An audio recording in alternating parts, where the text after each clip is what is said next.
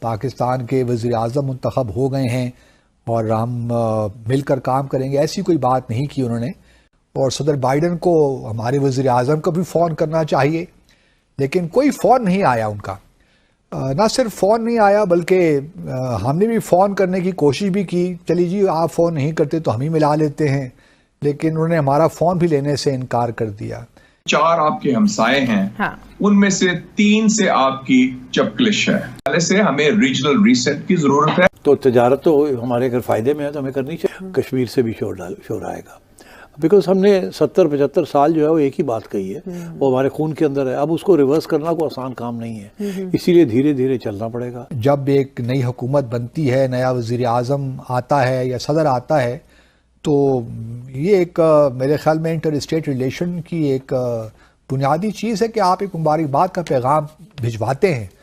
لیکن اس میں dear mister prime minister کہہ کر صدر بائیڈن نے کوئی مبارکباد نہیں دی کہ جی آپ کو بہت مبارک ہو، آپ پاکستان کے وزیر اعظم منتخب ہو گئے ہیں اور ہم مل کر کام کریں گے، ایسی کوئی بات نہیں کی انہوں نے. لیکن ہمارے ہاں ایک خاص لابی ہے ضرور، جو کہ یہ چاہتی ہے کہ پاکستان کے ساتھ جو ہمارے چین کے ساتھ تعلقات ہیں، ہمیں چین سے پیچھے ہٹ جانا چاہیے. بلکہ میں پچھلے روز ایک صاحب کا کوئی ٹویٹ تھا وہ دیکھ رہا تھا، تو اس میں انہوں نے کہا کہ جی چھوڑیے سی پیک کو بھی جانے دیجئے، کوئی اس میں کچھ بھی نہیں رکھا ہوا. چین کے ساتھ جو تعلقات ہمارے ہیں، پیچھے ذرا آئیے، امریکہ اور بھارت کے ساتھ تعلقات بنائیے، یہاں ہمیں بہت کچھ ملے گا اور یہ گیم چینجر ہوگا.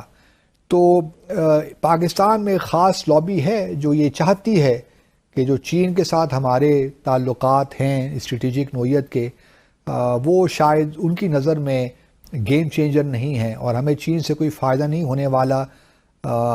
بقول ان کے ہم ایک چائنا ڈیٹ ٹریپ میں آ رہے ہیں آہستہ آہستہ، اور ہم حاکم بدہن ان کے خیال میں ہم کہیں چائنا کی کالونی نہ بن جائیں یا ایسا پھنس نہ جائیں جو سری لنکا کا حال ہوا، شاید ہمارا بھی وہی حال ہو. تو نئی حکومت کے لیے جو چیلنجز ہیں اس کو آپ کیسے دیکھتے ہیں جو ہمارے خارجی معاملات ہیں؟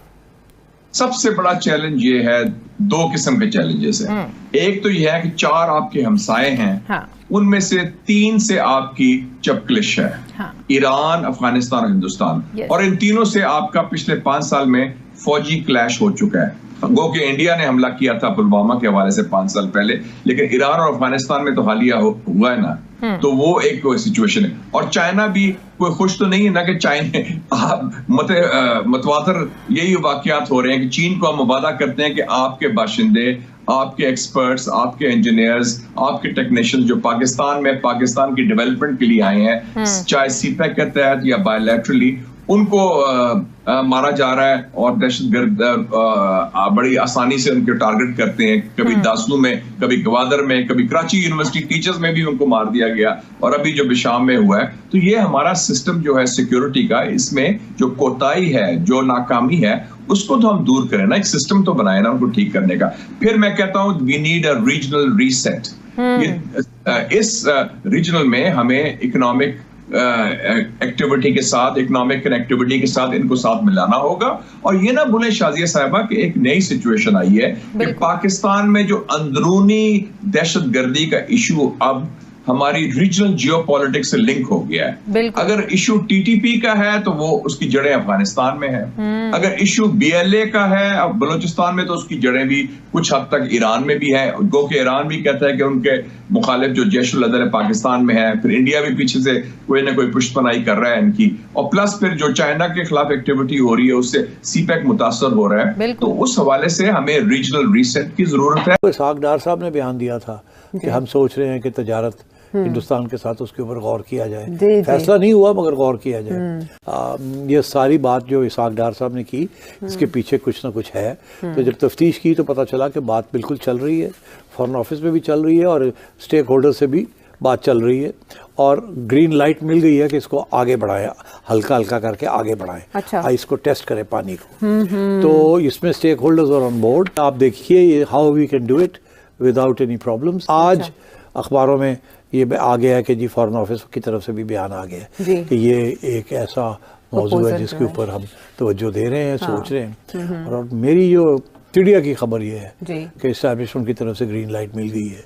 अच्छा, अगर करना है तो कैसे करना है, किस स्टेज पे करना है, क्या फायदे हैं उसके, क्या नुकसान है, पूरा इसके ऊपर एक बनना चाहिए। अच्छा, और मैं आपको बता दूं जो इस्टेब्लिशमेंट का मौक़िफ़ है, ये मैंने पहले भी कहा था, और उस वक्त जब मैंने ये बात कही तो कुछ लोगों को ये बात पसंद नहीं आई थी। जब आर्टिकल 370 उन्होंने वापस लेके और कश्मीर को मर्ज कर लिया जी, तो हमारी गवर्नमेंट का एक इमीडिएट रिएक्शन था कि हम तजारत बंद करते हैं, इन्वेस्टर्स को विड्रॉ करते हैं।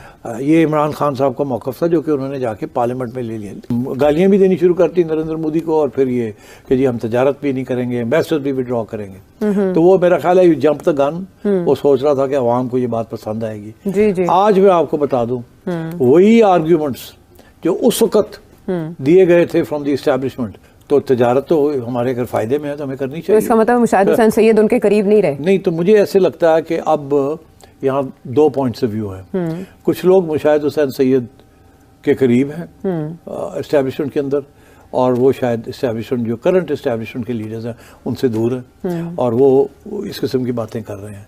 और मगर जो मेन इस्टेब्लिशमेंट जो इस वक्त हुक्मरान है अच्छा। हिस्सा, आई थिंक दे आर वो स्टेबिलिटी चाहते हैं, जियो इकोनॉमिक्स चाहते हैं, इकोनॉमिक डिप्लोमेसी चाहते हैं, एंड सो ऑन। और दार साहब का भी बयान आ चुका है ऑन इकोनॉमिक डिप्लोमेसी। यस, तो ये खदशात जो हैं इनका इजहार किया जाता है और बार बार किया जा रहा है ताकि चीन से मुतालिक पाकिस्तान में लोगों के अवाम की सतह पे खदशात पैदा हों और एक प्रेशर बिल्ड हो कि नहीं जी चीन के साथ इतनी दोस्ती बढ़ाने की क्या ज़रूरत है। इस दौरान हम देखते हैं कि अभी बिशाम में पिछले रोज़ एक दहशतगर्दी का वाक़या हुआ जिसमें 6 चीनी बाशिंदे हलाक हुए जो डासू हाइड्रो पावर प्रोजेक्ट पे काम कर रहे थे। उसके बाद ऑब्वियसली ये तीसरी कार्रवाई थी, इससे पहले 2 कार्रवाइयाँ और भी हो चुकी थी चीनी बाशिंदों के ख़िलाफ़ पाकिस्तान में, तो पिछले 2 हफ्तों में। तो कहने का मकसद ये है कि जहाँ एक तरफ ये नैरेटिव बिल्ड करने की कोशिश की जा रही है कि भाई चीन से हमें कुछ नहीं मिलना, हमें अमेरिका के साथ ताल्लुकात को बढ़ाना चाहिए, तो दूसरी तरफ इस किस्म के वाक़यात भी करवाए जा रहे हैं। पाकिस्तान की नई सरकार अमेरिका के साथ रिश्ते सुधारने पर जोर देना चाहती है।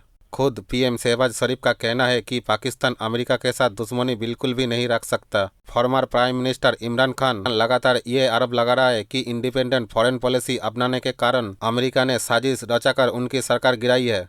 पीएम हाउस में मीडिया से बात करते हुए शहबाज शरीफ के निशाने पर पिछले इमरान सरकार की विदेश नीति रही। इस दौरान प्रधानमंत्री ने खेद जताई कि इमरान खान की पिछली सरकार ने उन सभी देशों को नाराज कर दिया जिन्होंने मुश्किल वक्त में हमेशा पाकिस्तान की मदद की थी। उन्होंने इस क्रम में चीन, सऊदी अरब, कतर और अमेरिका का जिक्र किया। डॉन न्यूज़पेपर के एक खबर के अनुसार शरीफ ने कहा कि पाकिस्तान और अमेरिका के बीच अविश्वास को दूर करने की जरूरत है और दोनों देशों को यह देखने की जरूरत है कि क्या उन्होंने अतीत में कोई गलती की है। शहबाज शरीफ ने कहा, पाकिस्तान अमेरिका के साथ दुश्मनी बिल्कुल बर्दाश्त नहीं कर सकता।